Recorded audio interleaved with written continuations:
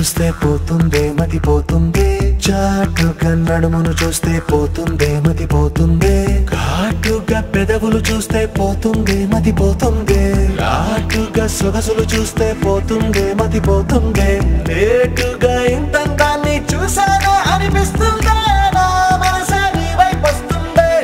ఇదేదో బాగుందే చలి, ఇదే నా ప్రేమంటే మరి, ఇదేదో బాగుందే చలి, ఇదే నా ప్రేమంటే మరి. నీ మతి పోగొడుతుంటే నాకెంతో సరదాగుందే, ఆశలు రేపడుతుంటే నాకెంతో సరదాగుందే, నిన్నెల్లా అల్లాడిస్తే నాకెంతో సరదాగుందే, అందంగా నోరూరిస్తే నాకెంతో సరదాగుందే, నీ కష్టం చూస్తూ అందం అయ్యయ్యో అనుకుంటూనే ఇలాగే ఇంకాసేపట్టుందే.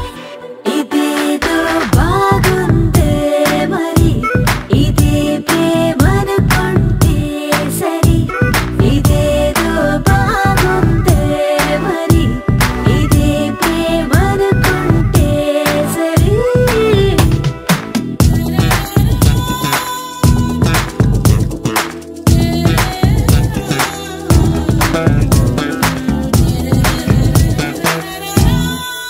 తెలుసుకుంటావా తెలుపమంటావా, మనసు అంచుల్లో నించున్న నా కలని. ఎదురు చూస్తుందా ఎదుటనే ఉందా, బదులు దొరికేట్టు పలికించు నీ స్వరాన్ని.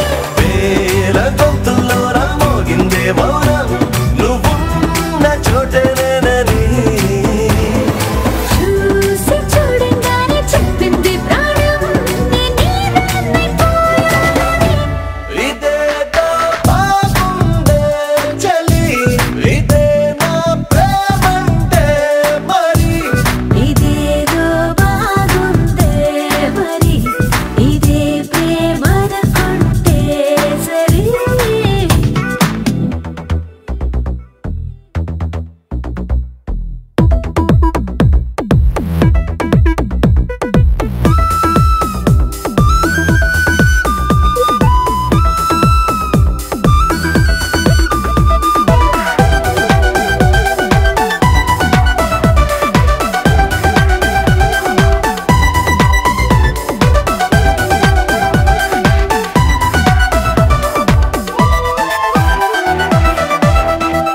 తరచి చూస్తూనే తరగదంటున్నా, తడుకు వర్ణాలని నేను పూలగని. నలిగిపోతూనే వెలిగిపోతున్నా, తనివి తీరేట్టు సంధించు చూపులన్నీ.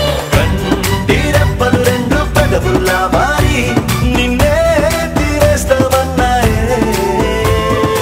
ఏడు రేపోని తప్పదుగా మరి, నీకోసం ఏదైనా సరే. ఇదేదో బాగుందే చలి, ఇదే నా ప్రేమంటే మరి, ఇదేదో బాగుందే మరి,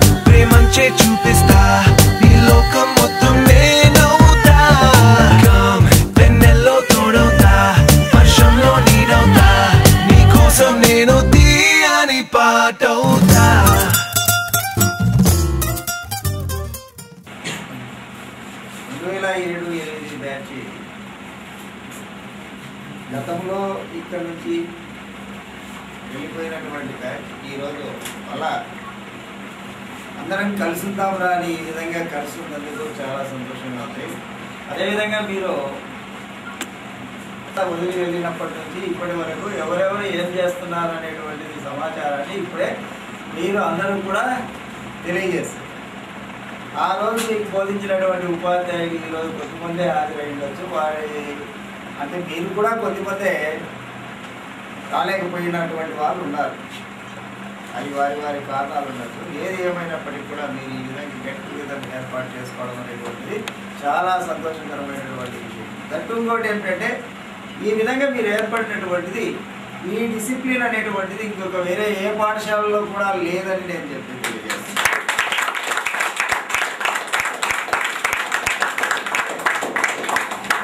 ముఖస్థుతికి చేద్దామనే వాళ్ళు లేదు, కలిసి చేద్దామనేటువంటి వాళ్ళు లేదు. గెట్ టుగెదర్ అనేటువంటి దాన్ని కలిసి ఉందాం అనేటువంటిది దాని అర్థం. ముఖస్థుతికి ఎవరో పిలిచారు, వచ్చాం ఆ చైర్లో కూర్చున్నా వెళ్ళిపోతున్నాం అనేది కాకుండా ఇక్కడ ఒక్కొక్కరు ఒక్కొక్క పనిని పంచుకుంటూ ఈ కార్యక్రమాన్ని దిగ్విజయం చేస్తున్నారు చూడండి. దాంట్లో ఉండేటువంటి గొప్పతనము, ఆ సంకల్పం అనేటువంటిది ఇంకొక దాంట్లో ఏ దాంట్లో లేదు. అఫ్కోర్స్ మనం ఈరోజు ఏ స్థాయిలో ఉన్నా ఉండవచ్చు. ఇటువంటి ఫంక్షన్ల ద్వారా మనం మన ఫ్రెండ్స్ అందరినీ కలుసుకోవడమే కాకుండా మన ఫ్రెండ్స్ను ఏ విధంగా ఒకవేళ ఒక ఫ్రెండ్ ఏదైనా సహాయం అడగలేక ఉన్నాడన్నా కూడా ఇటువంటి వాటిలో బయటపడుతుంది. ఆ ఫ్రెండ్కు మనం సహాయం చేయాలి అనేటువంటి. కానీ దీన్ని నా అంచనా ప్రకారంగా నేను ఏమనుకున్నానంటే మనకు 1993-94 రికగ్నేషన్ మన పాఠశాల అదే బ్యాచ్ స్టార్టింగ్ కూడా. అంటే 93-94 నుంచి ఈ రోజు వరకు దాదాపు 15-16 10th బ్యాచ్లు అయిపోయాయి. ఈ 15-16 10th బ్యాచ్లు అన్నిటినీ కూడా కలిపి గ్రాండ్గా పాత విద్యార్థుల సమ్మేళనము అని చెప్పేసి నేను చేయాలని అనుకుంటున్నాను. అది కూడా ఏ విధంగా చేయాలంటే మనకు పాఠశాల వార్షికోత్సవం ఉంది. ఆ వార్షికోత్సవానికి ఒక్కరోజు ముందు దీన్ని ఏర్పాటు చేసి చాలా గ్రాండ్గా అందరినీ కూడా పిలిపించి ప్రతి బ్యాచ్లో ఉన్నటువంటి విద్యార్థులందరినీ పిలిపించి చేయాలని చెప్పేసి అనుకున్నాను. ప్రతి బ్యాచ్లో ఉన్నటువంటి అందరి విద్యార్థులు దాదాపు 15 బ్యాచ్లు అయిపోయినాయి. 15 బ్యాచ్ల నుంచి కూడా మనం అందరినీ పిలిస్తే దాదాపు 1000 మంది విద్యార్థులు తయారవుతారు. 1000 మంది విద్యార్థులకు మన పాఠశాల గ్రౌండ్ అంతా మనతోనే కలకలాడుతాం. అంత గొప్ప స్టేజ్ని ఒకటి ఏర్పాటు చేయాలనుకున్నాను. అది లాస్ట్ ఇయర్ కుదరలేదు. బహుశా ఈ సంవత్సరంలో దాన్ని చేస్తాం. దాన్ని చేయాలి అంటే మీ అందరి కోఆపరేషన్ ఉండాలి.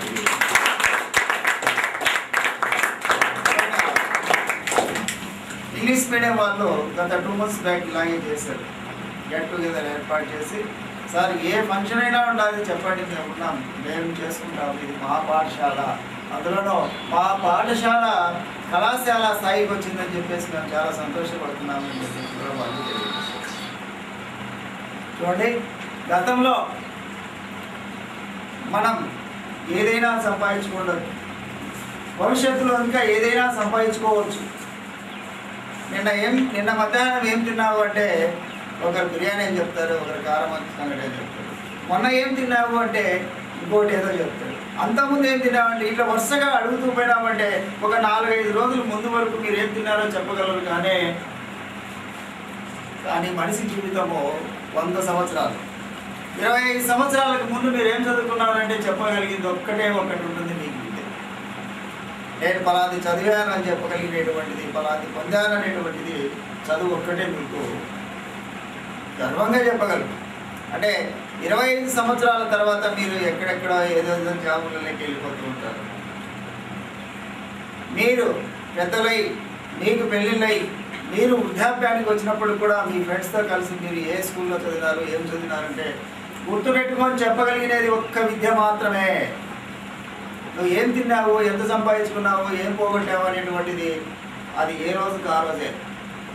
కానీ విద్యలో ఏమేమి సంపాదించుకున్నావు అనేటువంటిది ఎన్ని రోజులైనా గుర్తుండిపోతుంది. జీవితాంతం మీరు ఎప్పుడైనా గుర్తుంచుకొని చెప్పగలిగినటువంటిది విద్య.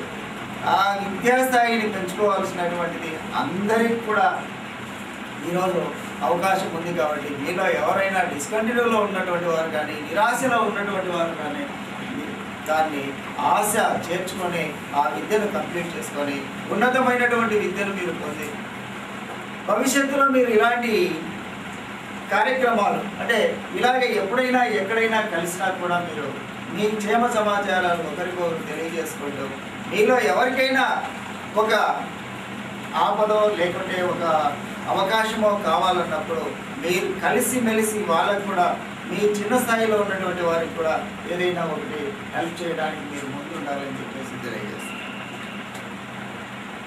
ముందుండాలి. హెల్ప్ చేయడము ఏమిటంటే ఈరోజు దాదాపు 18-20 మంది మనం ఇక్కడ కూర్చున్నాం.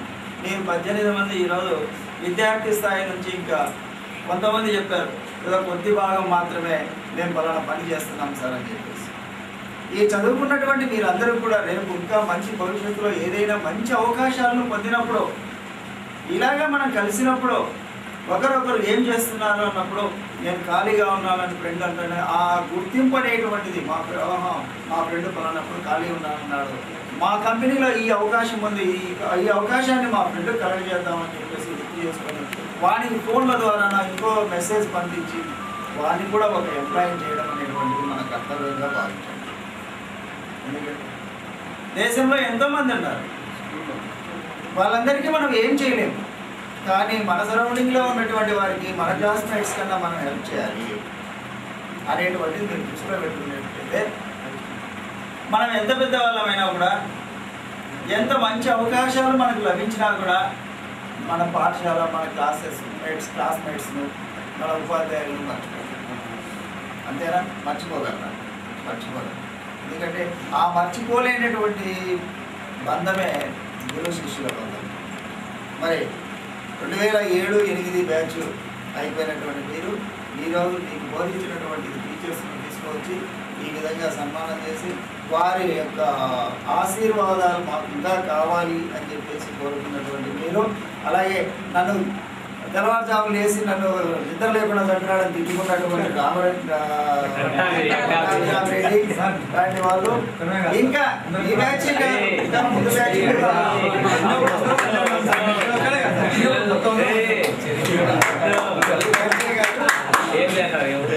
ముందు బ్యాచ్ వాళ్ళు కూడా ఉన్నారు, చాలా మంది ఉన్నారు. ఒక అబ్బాయి ఈ పాలపల్లి అబ్బాయి కాదు, బయట పిల్లలతో మీరు కూడా పోటీ పడే విధంగా ప్రిపేర్ కావాలనే ఉద్దేశంతో మిమ్మల్ని అర్చనాన్ని కొట్టడం జరిగింది. ఈరోజు మీరు దాన్ని ఈ గెట్ టుగెదర్లో తొలగించాల్సిందిగా నేను మీకు చేసింది ఎందుకంటే మీరు కానీ మీ తల్లిదండ్రులు నన్ను నమ్మి మీ తల్లిదండ్రులు ఇక్కడ మిమ్మల్ని వదిలింటారు. మిమ్మల్ని సన్నద్ధం చేయడమే నా వంతు. అలాంటి ఎడ్యుకేషన్ మీకు అందించడమే నా యొక్క కావలసినటువంటి ఉపాధ్యాయులందరినీ కూడా తీసుకొని వాళ్ళని కూడా ఈ తరహాలో మీరు పిల్లలను తయారు చేయండి, ఈ తరహా పంపించడం జరుగుతుంది.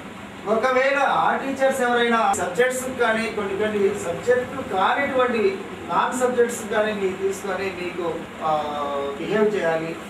ఎలాంటి అనేది కూడా ప్రజెంట్ చాలా మంది పిల్లలు ఇంటర్మీడియట్ 10th అయిపోయిన పిల్లలు ఏం చేస్తున్నారంటే 10th అయిపోయినటువంటి పిల్లలు ఓకే 2 కనపడుతున్నాయి వాళ్ళకి. ఈ అనంతమైనటువంటి ఈ ప్రపంచంలో అనేక రకాల ఒక్కసారి వాటి మీద మీరు దృష్టి కేంద్రీకరించి వెతికినట్టయితే మంచి అవకాశాలు మీకు ఉన్నాయి. ఆ రోజుల్లో మాకు ఈ గైడెన్స్ ఇచ్చేవాళ్ళు లేరు, పలాది చదువురా నీకు పలాది వస్తుందనేటువంటి వాళ్ళు లేరు.